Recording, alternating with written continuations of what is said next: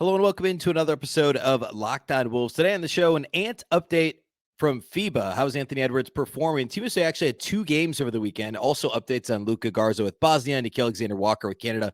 Also, the Timberwolves have revealed their new City Edition jerseys. I'll give you my ranking of the 7 City Edition jerseys so far for the Wolves and what I think about this year's threads. It's all coming on the show. Welcome in. You are Locked On Wolves. You are Locked On Timberwolves, your daily Minnesota Timberwolves podcast. Part of the Locked On Podcast Network. Your team every day.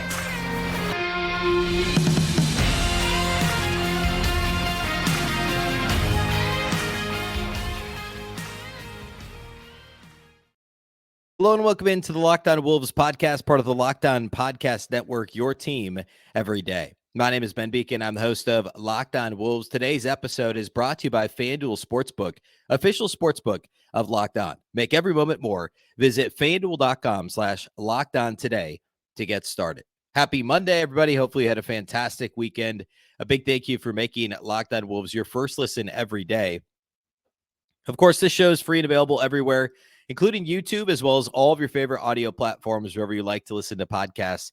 You can find Locked On Wolves. You can also find this show and all the other Minnesota Locked On podcasts on either Roku or Amazon Fire TV. Just download the Locked On Sports Minnesota app for more great local sports coverage 24/7, absolutely free.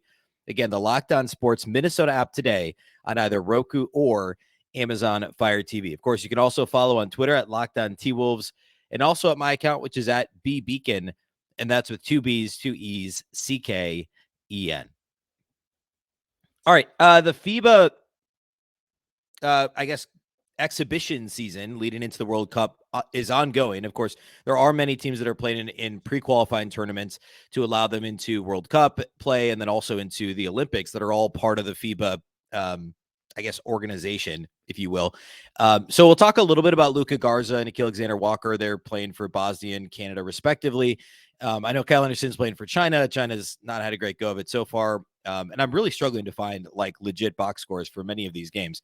But anyway, I want to spend most of our time today talking about Anthony Edwards and what he's been able to do for Team USA. Team USA actually played 2 games this weekend. What's really kind of a rare back-to-back in international play. In fact, I can't think of another time. I'm sure it's happened, but I couldn't think of another time when I remember when Team USA has ever played back-to-back games. It's just very strange. But here we are. So Team USA played Saturday against Slovenia without Luka Doncic, who tweaked something earlier in the week. And then they played again on Sunday against Spain. Of course, actually coming into the game Sunday, Spain was ranked number 1 internationally. And I almost said the Timberwolves. Team USA was ranked number 2 internationally. So technically, Team USA was underdogs. Of course, Spain is without Ricky Rubio, who I can't remember if we talked about this in the show last week or not. But of course, Ricky announced a week and a half ago or so that he is taking an indefinite amount of time off to deal with his mental health. And of course, we wish the best to Ricky. If you're watching YouTube, of course, I'm always got the Ricky Rubio jersey over my left shoulder here. But Ricky's not playing for Team Spain. He won't play for the Cleveland Cavs, at least for the foreseeable future in once the NBA season gets kicked off. So no Rubio. They've got a 19-year-old point guard playing in his place. And of course, the Gasols have now aged out of this whole thing, right? So it's the Hernan Gomez brothers. It's, a couple other familiar faces off the bench. And it's, that's kind of it, right? Well, I guess Alex Abrinas is in their starting lineup too. So some names that are familiar to NBA fans, but certainly names familiar to those who watch international basketball. And still quite a stiff test for Team USA. And they played well Sunday. I'm not going to focus as much on the overall team performance as I will on Ant. But let's start with Slovenia on Saturday, and then we'll talk a little bit about Sunday. Later in the show, I do want to talk about City Edition jerseys. I have thoughts on the City Edition jerseys that were revealed on Sunday. I want to talk through actually a ranking of the 7 City jerseys the Wolves have had so far since Nike started doing that, I guess 7 years ago. So that's what we'll do on the show today. Let's start with the FIBA stuff. On Saturday, Team USA won fairly easly against Slovenia without Luka Doncic, which is to be expected. The final score ended up being 30 points. It was a bit closer for chunks of the game, actually, at least closer than you might expect. Anthony Edwards again started for Team USA. He was again second in minutes played to Jalen Brunson, and he again attempted the most field goals of anybody on Team USA's roster. Remember, these games are only 40 minutes. And I mean, for the most part, these starters are playing relatively heavy minutes, given that these are exhibition games. But Ant played 23 minutes. Jalen Brunson played about 25 minutes. Austin Reeves played 20 off the bench. Nobody else played more than 20 minutes for Team USA. Ant, again, attempted more field goals than anybody else. He was 7 of 14 from the floor. He was only 1 of 5 outside the arc. And at least through Sunday, the Team USA bounced back a little on Sunday against Spain in terms of long-range shooting. But the three-point shooting had been a little bit difficult thus far in the now, I guess, couple of exhibitions, or through the first Puerto Rico game last Monday. And then again on Saturday, we saw the three-point shooting kind of be iffy for Team USA. But Ant as a whole played really well. In fact, he only had 1 assist last time out in the exhibition. He had 4 assists, I think it was, against Puerto Rico. And, you know, they were all like driving kick type passes, except for the one behind the back in transition. He only had 1 assist in this game against Slovenia, but it felt like more because the decisions he was making were really solid. And we talked about this a little bit. I think it was Wednesday's show. And he's not really being asked to initiate a ton of offense. They're not like strictly running plays for Ant, but he is kind of the guy where it's like they're clearly calling some plays for him, right? And we're not seeing that quite as much, I don't think, for other players on the team. The rest of the guys are getting theirs in the flow of the offense, or it's Jalen Brunson just being Jalen Brunson, and he was phenomenal, especially Sunday. But in both these games this weekend, he was very good. So Brunson calls his own number a fair amount, but we're seeing plays that get called in from the bench for Anthony Edwards. And, you know, running him off pin downs to get him the ball, you know, in essentially a one-on-one situation, hopefully with an advantage where he can drive. We saw a couple dribble handoff type plays called for him, which is my favorite thing to do with Ant. I know his numbers in the NBA last year with the Wolves, dribble handoffs weren't as good as they were 2 years ago. But I just love getting him with his momentum going downhill when he gets the ball. And now that he's becoming better, and this is actually a good example at decision making. I mean, so far in international play, I think his decision-making has been really sound. I think he can operate better in the pick and roll, and we did see that in the NBA season last year, but I still love running him off dribble handoff actions because it gives him the ability to just stop on a dime and shoot a three, or just continue that momentum straight to the rim. And we're not seeing as much of that. We're not seeing Ant attacking the rim outside of transition as much so far at FIBA, and that's fine with me as a Timberwolves fan. Somebody that doesn't want him to take the wear and the tear and the hits at the rim in international play. I want him to save that for the NBA selfishly. But I think the decision-making for him, the passing, again, I was surprised that he only had 1 assist Saturday because I thought the decision-making was on point. I thought in the open court, he was very good. Once again, he did have 3 steals on Saturday. He had 4 rebounds. He had a couple of really nice offensive boards. There was one, I think he scored off of it, where he got the offensive rebound, kind of turned back around, went right back up and scored, which we don't see him to do a ton of, right, with the Wolves. And part of that is because he's so much more ball dominant with Minnesota. He's got the ball in his hands all the time when he's on the floor, and he's outside the perimeter. But because Team USA is Team USA, and there's other guys that need the ball in their hands and are going to try and score, whether it's Brandon Ingram or Mikal Bridges or Jalen Brunson, like those guys all are getting their number called quite a bit. They're calling their own number, and that means that Ant's going to have to find other ways to get involved. And even though he still led the team in shots attempted on Saturday against Slovenia, I thought the crashing the glass thing was a nice look on Ant, to see him in there getting a couple cheapies off the offensive glass. I say cheapies, but like he still had to work to get the rebound. Now, it's also a little bit easier to rebound a lot of times against these teams that have less height, less athleticism, less length than you're going to obviously find in the NBA. But still, I thought the overall all-around game from Ant on Saturday was impressive. Again, the passing to me, the decision-making has still been the best thing. And also defensively, the Wolves were putting him on, or the Wolves, I did it again. We'll see how many, that's twice in this show. We'll see how many times I do it. Team USA put Ant on some of the primary ball handlers for Slovenia pretty frequently. And there were a couple possessions where he just really locked in. In fact, he fouled a 3-point shooter at one point in the second half, and he was like basically in the guy's jersey. Like it was all of a sudden the defense was dialed up to an 11, and it wasn't even that close of a game. And we certainly saw this on Sunday. We'll talk about the Spain game where Ant, and Wolves fans know this, Ant gets locked in defensively when he needs to, and you can't score on him when he really gets that way, right? One of the problems is it's great that he could do it, but he doesn't do it all the time. And then he just like randomly dialed it up against Slovenia and then committed this foul because he had such intense defense on a 3-point shot from some random guy on Slovenia's national team. Like Could we get a little bit of consistency there? Could there be somewhere in the middle? Could he be like, like LeBron was really good at that, right? Or always has been, where he's always a good defender and he kind of picks his spots to like really lock in, but very rarely would LeBron just get blown by. And if he did, it was in a pretty inconsequential situation, conserving energy, etc. And Ant, I think he'll get better with that with age. But I don't think he's always great at picking his spots. So this is a good example where he suddenly locks in on this guy from Slovenia and commits this foul when like it'd be great to see that against, a random Spurs player on a Saturday matinee in the NBA regular season, which I keep going back to because that's the last time we saw Ant play that really shoddy defense, was that second to last game of the regular season this year. We know he has it in him to do this all the time. People that follow the Timberwolves know that for a fact. And we're seeing it a little bit here in glimpses with Team USA. Let's talk about the Sunday game. Ant did it was a little bit different Sunday. He wasn't as good throughout, but he had a really strong close to Sunday's game against Spain. We'll do that. We'll talk Garza. We'll talk Nickeil Alexander-Walker, and then we will talk Timberwolves City Edition jerseys.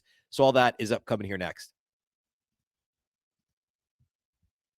Football season's about to kick off, and FanDuel is giving you the chance to win all season long. Right now, when you bet on a Super Bowl winner, and preseason is just underway, so we're only like a third of the way through preseason, still 3 weeks away from the regular season.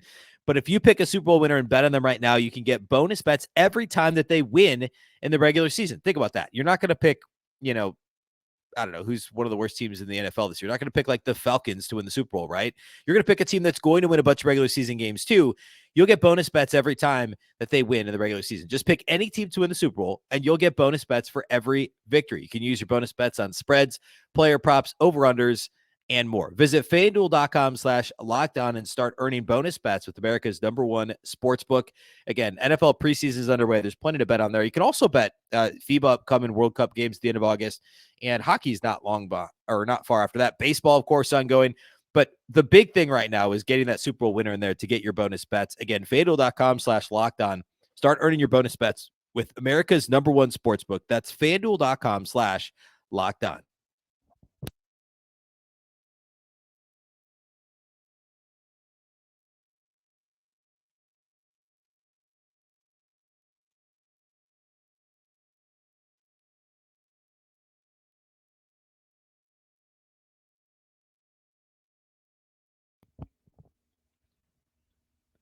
A big thank you once again for making Locked On Wolves your first listen every day. Of course, every day, as we're going to keep covering FIBA. The Wolves are now, nope, I did it again. That's 3 times.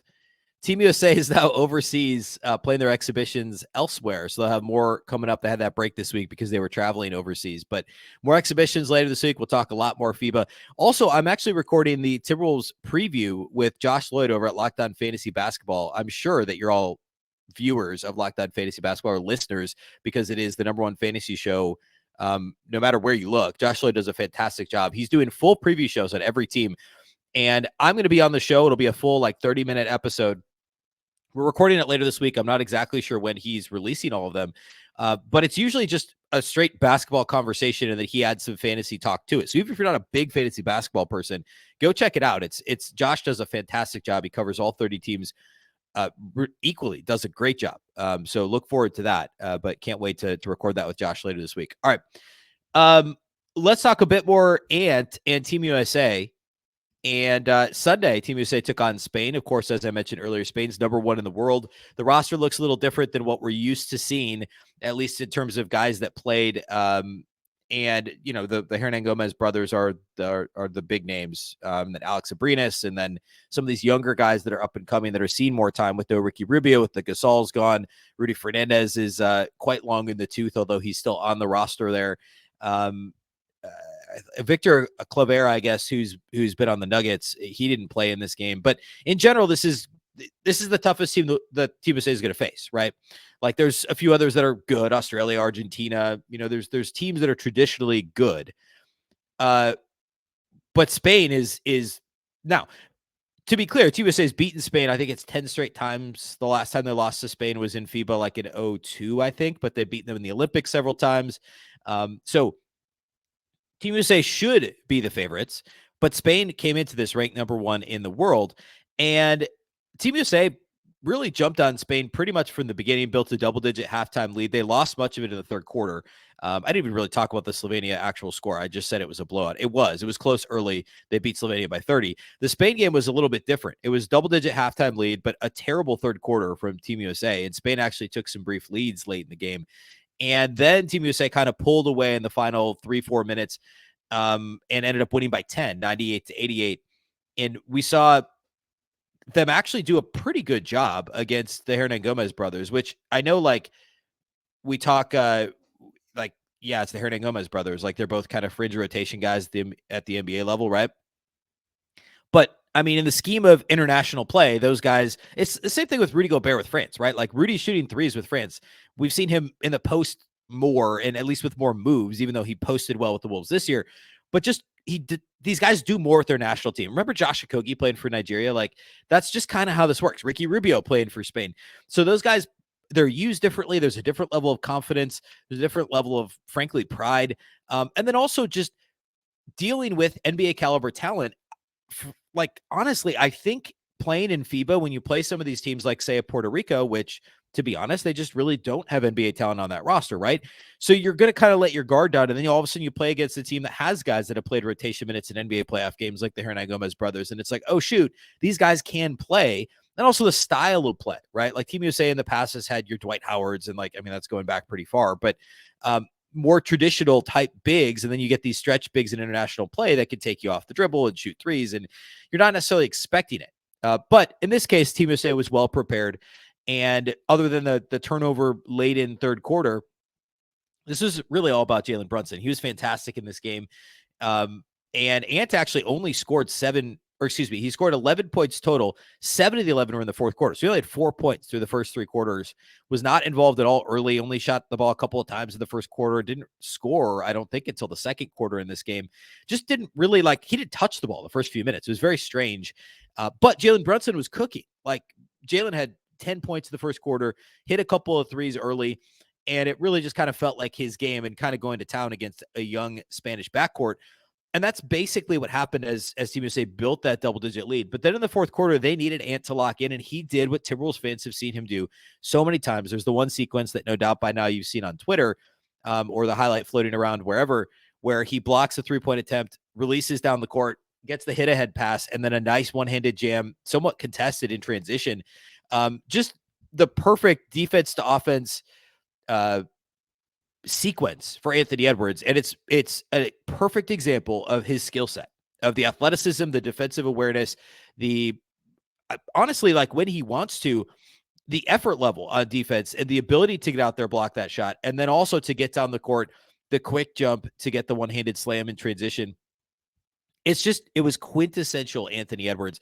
And Timberwolves fans like to hear Kevin Kugler and Bill Raftery on the broadcast kind of raving about Ant at times is fun, because they're not guys who we hear announce Anthony Edwards games very often, right? And for them to see him in person and to see the athleticism, the electricity that Ant plays with, just there's that it factor, right? And I think it was last week I did a show where I talked about, the expectations need to be higher for Ant, because yes, he was an all-star last year, but there's a lot of areas that he didn't necessarily measurably improve last season. And I think he got better, but it was more incremental than it was. It wasn't that, and this is what I talked about all last offseason that I was hoping for, was that John Morant-like third-year leap. Now, I'm putting this in air quotes if you're watching on YouTube, because obviously there's a lot of things about John Morant that hopefully don't bleed into how Ant is, how things are going for Anthony Edwards currently. But that third-year leap that John made, Ant didn't necessarily make that. He improved incrementally. He became an all-star. We saw some of the defense improve off the ball a little bit, etc. The playmaking, decision-making, but the efficiency offensively, the consistency defensively, there's still some things that need improvement. But there's still that it factor. Like, you see guys are on Team USA and Steve Kerr and other players that are coming out to watch Team USA. Everybody knows that Ant has it. And you're kind of feeling it through these Team USA broadcasts from Bill Raftery and from Kevin Kugler, just seeing what Ant is capable of doing. And that sequence, that 10-second sequence of the block shot, the release, the dunk in transition, that is such a good, single sequence microcosm of what Ant is able to do. And in this game, he scored 7 of his 11 in the fourth quarter. That's what Team USA needed from him. They needed him to lock in defensively, and he did exactly that. That was just such a big fourth quarter from Ann. And good to see him. And again, in a hostile environment too, by the way, of extremely hostile environment where 95% of the people in the arena at least are pulling for Spain.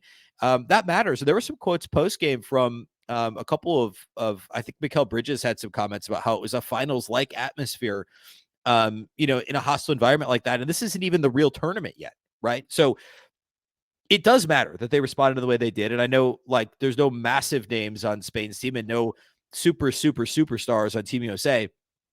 Their response to the way that was handled on Sunday mattered, and Anthony Edwards responded defensively and also with a little bit of offense when it really mattered in the fourth quarter as well. Real quickly, other Timberwolves in international play, notable performances. Nickeil Alexander-Walker and Canada are playing really well. They beat Germany by like 50, I think. Or no, I'm sorry. Germany beat China by like 50 with Kyle Anderson on China.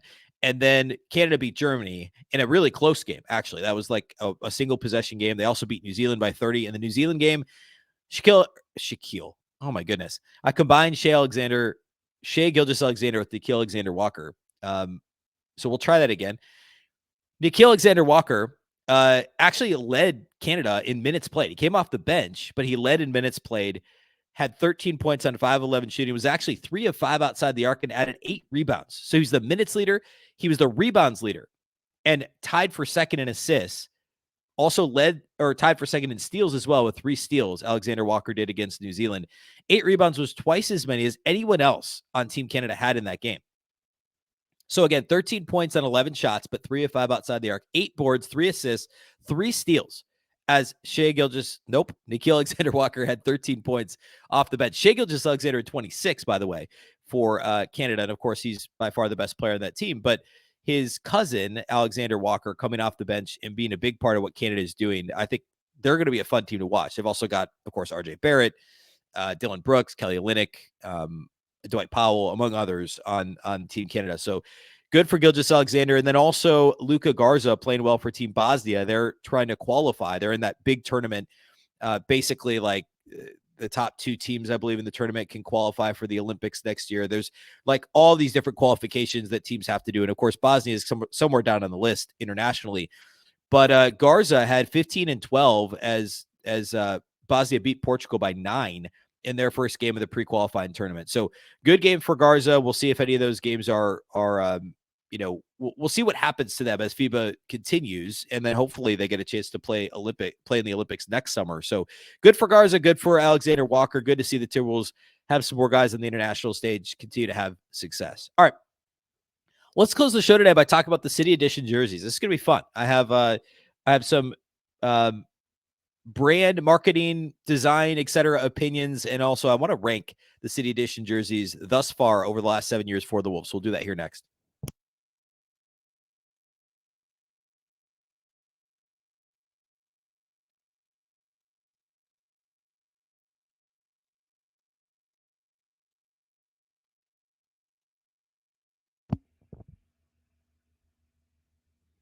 All right, let's close the show here today by talking about the Timberwolves City Edition jerseys. They released their City Editions on Sunday at an event at Lake Minnetonka with Young Gravy, SoundCloud rapper, and Nas Reed and Mike Conley were there. There were some former Timberwolves. I believe Ricky Davis was there. Troy Hudson, who I think is still local, so maybe that's not as surprising. But anyway, the new jerseys are, if you haven't seen them, go check them out now. Go ahead and Google them. The Wolves put out their press release. They also put out a bunch of promo shots with Conley and Nas. But they're kind of this, what are they calling it? Lake blue. Yeah. Lake blue, which is essentially the same. It is the same blue as is in the other Wolves jerseys, but then they also have kind of a lighter shade of it mixed in. It's almost kind of a marbled design behind the team name and the number on the front of the jersey. I need a better, here's the back. And the back kind of the same look, but it's more of, it's not, I hate to call it a sky blue because the lake blue is the majority of the color, but there's like a lighter blue above that in kind of this marbled space. So go check it out if you're watching on, well, no matter where you're watching, look it up real quick if you haven't seen it. I like it in general. I think it's really crisp and clean. I should also note a small disclaimer, maybe not disclaimer, I guess more context. this is a really tough. I hesitated even ranking these since we haven't seen them on the court. And also, by the way, there is a court design to go with it. Last year was the first year the Wolves had a court design to go with their city jerseys. We'll talk more about that in a second. But I think this, depending on what the court looks like, I think these will really pop on the floor. I think, the white accessories, armbands, the compression tights, like all the stuff that they're going to wear is going to pop really well with this blue on the jersey. The only thing I don't love is the Minnesota font across the front. Seems kind of weirdly small. And I guess maybe I'm not looking at it side by side next to another jersey at all, but like it just seems small to me. Otherwise, I like the design in general, and I think it's somewhat clever. They're really leaning into the water thing again. There's a bit of North Star Land of 10,000 Lakes stuff on here. They have the primary color on the tone on tone type thing where there's logos on with the kind of embossed with a silicone look on the same color. I think some of those touches are nice. I think they're going to look good on the court. In general, though, ranking them, let's do this. There's been 6 so far, going back to 2018, which was the Jimmy Butler year. Remember the gray city jerseys? Those are my least favorite ever. Those are number 7 for me on the list of the 7 city jerseys that the Wolves have done. Number 6 is last year's, which were the white ones that said, I think they said Wolves. No, they said Minnesota, and they had the multicolor, the art above it, but they were otherwise white and black. Those were, I actually didn't hate them. I know some people just absolutely hated them. I just, I don't know. I just thought I understand the idea. I understand that they were art inspired. It just didn't feel, it felt like there could have been more. They should have been less clean in my mind if they were going to be art inspired. And honestly, the court was the worst part about it. I thought the court was horrible and I think I might've talked about this at some point on the show, but when I'd watch a Wolves game on TV where they're playing on their city court, it felt like they were playing like an NCAA tournament game at a neutral location. Like it felt like they were playing like a random game in Kansas City at the T-Mobile or Sprint or whatever center it is, against Wisconsin Green Bay in the NCAA tournament. Like it didn't feel like an actual Timberwolves court at all. And the jerseys weren't as bad as the court. It was just, it's supposed to be art inspired. It didn't feel inspired. It was kind of my thing. The number, I guess, working backwards, what is this, number 5 on the list? So the third worst, if you will, or the 5th best would be the light blue with the MSP across the front. Those were supposedly Mississippi River inspired. They had the MSP. That was I think it was the COVID shortened year, the 19 to 20 year. And there was the memorable game where D'Lo blocked Jimmy Butler at the end of the game. He was wearing those jerseys. Like there's a couple of moments in those jerseys that were fun. The MSP thing was kind of weird to me. I get it, but it was still kind of weird. I didn't hate the color, but otherwise they were kind of plain. So those are 5th on my list. Number 4 were the North Star black ones from a couple years ago that had the bright green. They were mostly black with the bright green. Those were, again, kind of bland, but they popped. They were nice. Some great Ant moments in those jerseys as well. I guess that was I think they were wearing those when Ant dunked on the Raptors. Like those were solid. I liked those jerseys. I don't know. I had those 4th on the list. This year's, at the moment, I have them 3rd without seeing them on the court. And I may redo this at some point during the season if we can take a breath early in the season once we see these on the floor. But I have these 3rd of the 7 so far, these blue lake-inspired jerseys. Number 2, I have the Remix the Game jerseys. And those were the blue ones that were I remember that they were called Remix the Game because they were like a combination of Wolves jerseys, right? Like they had a little bit of, I think they had Shep on them, the old initial logo. They had the trees on them, which harkening back to the Kevin Garnett era. Those were really cool. I love those jerseys. So I have those number 2. Number 1, the 2019 Prince inspired purple theme. And those were they looked awesome. It was a really cool tribute. They were able to get the earned jerseys as well. So the white with the purple. I like the black with the purple the most.